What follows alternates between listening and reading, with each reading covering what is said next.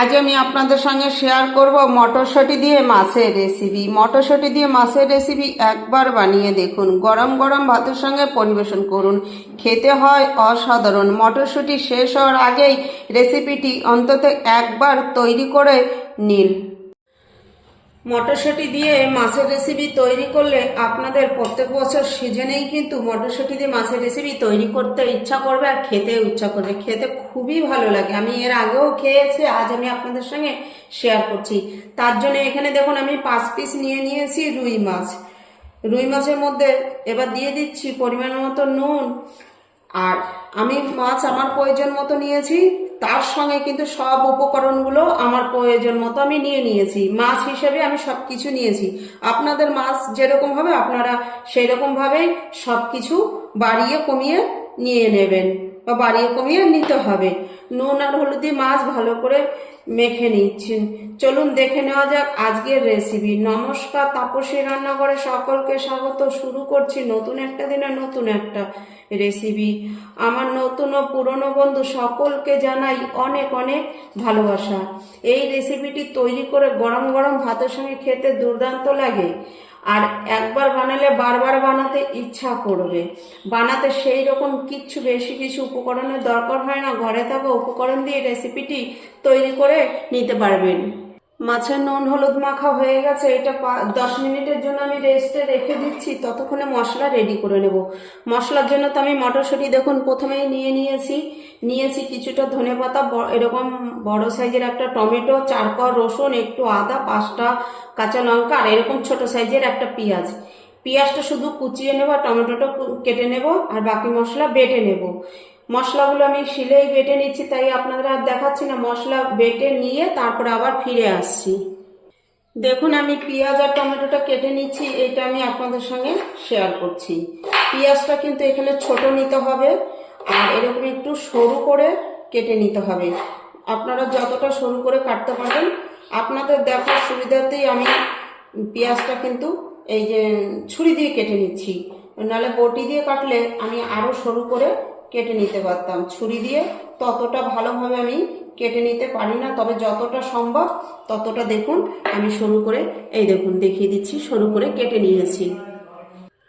টমেটোটাও দেখুন আমি কেটে নিচ্ছি। পেঁয়াজ কেটে একটা পাত্রে যে তুলে নিয়েছি। এবার টমেটোটা একদম ছোট ছোট করে কেটে নেব। এই রান্নাটার জন্য একটু ছোট ছোট করে হলেই ভালো হবে, আর না হলে আপনারা কিন্তু গ্রেটারও গ্রেট করে নিতে পারবেন। গ্রেট করে নিলে অসুবিধা নেই। আমি আর গ্রেট করে দিচ্ছি না, আমি এরকম ছোট ছোট করে কেটে নিচ্ছি দেখুন। আবার টমেটো যদি আপনাদের কাছে না থাকে সেক্ষেত্রে কিন্তু টমেটো না দিলেও চলবে, তবে টমেটো দিলে একটু খেতে আরও ভালো লাগে, একটু হালকা একটা টক টক মানে হবে, সেটার জন্যই টমেটো দিতে হবে। তার কিন্তু একদমই মানে বাধ্যতামূলক কিছু নেই।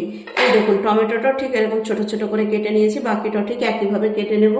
টমেটোটাও দেখুন কেটে তুলে নিয়েছি। দেখুন আমি মশলাগুলো সব বেটে নিয়েছি। চলুন এবার রান্নায় যাই। রান্নার জন্য কড়াই বসিয়ে দিয়েছি, কড়াই গরম হয়ে গেছে। এবার দিয়ে দেবো তেল। আমি সর্ষের তেলে রান্না করছি, আর এই রান্নাটা না সর্ষের তেলে করলেই খেতে বেশি ভালো লাগে। তেল ভালো করে গরম করে নিয়ে কড়ার চারপাশে দেখুন তেলটা একটু ছড়িয়ে দিয়েছি, সেটার আমি দেখাইনি আপনাদের। তেলটা একটু কড়ার চারপাশে ছড়িয়ে দেবেন, তাহলে মাছটা দিলে মাছটা আর লেগে যাবে না। এবার আগে থেকে নুন হলুদ মেখে রাখা মাছ আমি দিয়ে দিচ্ছি। ও দেখুন আমি মাছগুলো দুবারে ভেজে নেব। এতে 5 পিস মাছ আছে, তাই আমি দুবারে ভেজে নেব।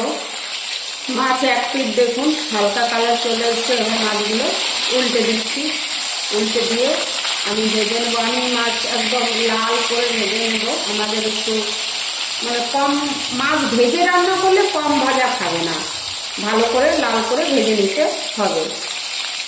তবে আপনারা কিন্তু আপনাদের পছন্দ মতো মাছ ভেজে নিতে পারবেন। আপনারা যে রকম মাছ মাছ ভেজে নিয়ে রান্না করতে পছন্দ করেন সেই রকমভাবে ভেজে নিলেও হবে। মাছ লাল করে ভেজে নিয়েছি, এবার দেখুন আমি তুলে নিচ্ছি। এই মাছ তুলে নিয়ে বাকি যে 2 পিস মাছ আছে একই রকম করে ভেজে নেব। মাছ ভাজা হয়ে গেছে। এবার মাছ ভাজা তেলের মধ্যে আমি দিয়ে দিচ্ছি ফোড়ন। দেখুন মানে হাফ চামচের থেকেও কম আছে গোটা জিরে, একটা এলাচ, ছোট দুটো দারচিনি আর দুটো লবঙ্গ। এবার ফোড়নটা আমি কয়েক সেকেন্ড নেড়ে নেব, ফোড়ন থেকে মিষ্টি একটা গন্ধ বেরিয়ে আসা পর্যন্ত। ফোড়ন হয়ে গেছে, এবার দিয়ে দিচ্ছি কুচিয়ে রাখা পেঁয়াজ। আমি এখানে গোটা গরম মশলা ফোড়ন দিয়েছি সুন্দর একটা সেন্টের জন্য। আপনারা চাইলে শুধু গোটা জিরে ফোড়ন দিয়েও রান্নাটা করতে পারবেন।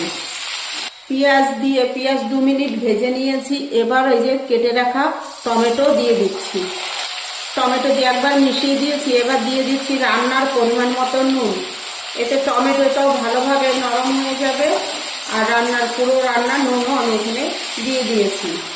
দিয়ে দেখুন একবার ভালো করে মিশিয়ে নিয়েছি। এবার এখানে আমি ঢাকা দিয়ে দিচ্ছি 2 মিনিটের জন্য। দিয়ে আঁচ লো করে দিয়ে টমেটোটা ভালো করে সেদ্ধ হয়ে আসা পর্যন্ত ঢাকা দিয়ে রান্না করে নেব। 2 মিনিট পর ঢাকাটা আমি সরিয়ে নিচ্ছি। দেখুন টমেটোটা ভালোভাবে কিন্তু নরম হয়ে গেছে। এবার এখানে দিয়ে দেব আগে থেকে বেটে রাখা আদা আর রসুন। আমি এখানে একটা কথা বলে দিচ্ছি, আমি তো পেঁয়াজ রসুন দিয়ে রান্নাটা করছি। আপনারা চাইলে কিন্তু পেঁয়াজ রসুন ছাড়াও করতে পারবেন, সেটাও খেতে কিন্তু ভালো লাগবে, খারাপ লাগবে না। এবার এই পেঁয়াজ রসুনের কাঁচা গন্ধটা চলে যাওয়া পর্যন্ত আমি 1 থেকে 1.5 মিনিট কষে নেব। 1.5 মিনিট কষে নিয়েছি, কাঁচা গন্ধ চলে গেছে। এবার অ্যাড করব মশলা। দেখুন হাফ চা চামচের থেকেও কম মানে জিরের গুঁড়ো। এখানে মশলা পরিমাণ খুবই কম দিতে হবে। হাফ চা চামচ পরিমাণ থেকেও কম ধনে গুঁড়ো, হাফ চা চামচ পরিমাণ দিয়ে দিচ্ছি কাশ্মীরি লঙ্কার গুঁড়ো। এটা জাস্ট একটু হালকা একটা কালার আসার জন্য, আপনারা না চাইলে নাও দিতে পারেন। দিয়ে দিচ্ছি কাঁচা লঙ্কা বাটা। এবার দিয়ে এই মশলাগুলো দিয়েও ভালো করে কিন্তু কষে নেব, মশলার কাঁচা গন্ধ চলে যাওয়া পর্যন্ত। দিয়ে দিচ্ছি অল্প পরিমাণ হলুদ। হলুদটা দিতে আমি ভুলেই গিয়েছিলাম, তাই হঠাৎ করেই মনে পড়েছে। এই রান্নায় হলুদের পরিমাণ কম ব্যবহার করতে হবে।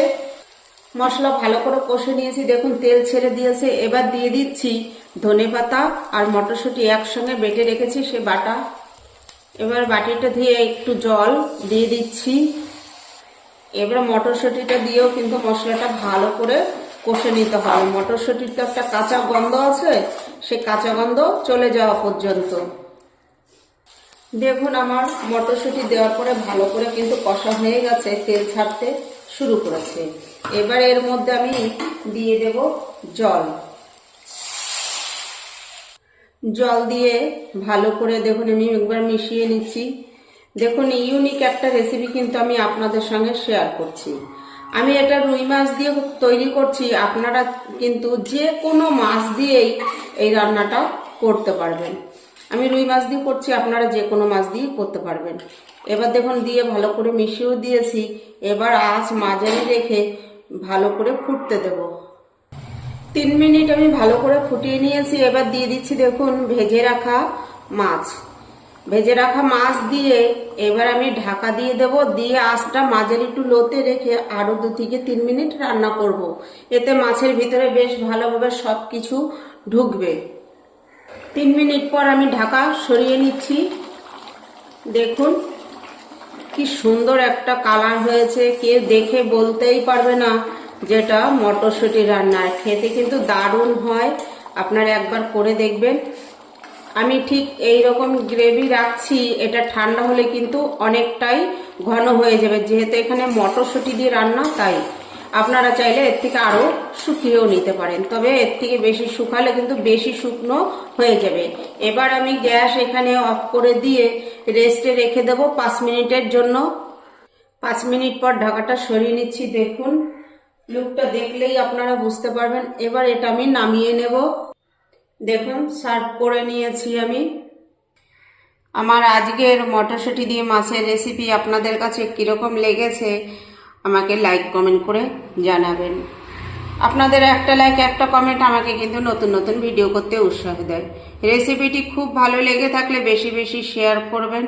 নতুন বন্ধুদের কাছে একান্ত অনুরোধ, আমার চ্যানেলটি সাবস্ক্রাইব করে আমার পাশে থাকবেন।